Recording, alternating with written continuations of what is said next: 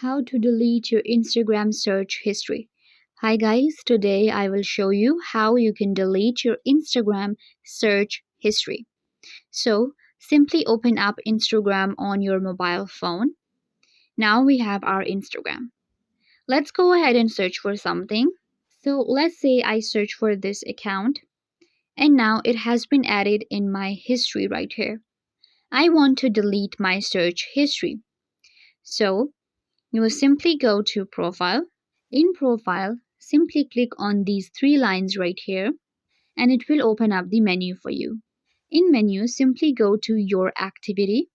When you go to Your Activity, you will find all of your activity right here, time spent, interactions, and more. We have Recent Searches right here. Click on Recent Searches and it will open up your recent searches right here. Click on Clear All and it will clear all of your search history.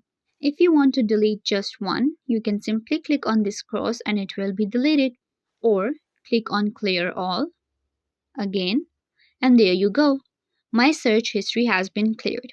Now if I go back to my search bar right here, you will see that there is nothing to show because I have cleared my Instagram search history. And this is how you can simply go ahead and clear your Instagram search history as well.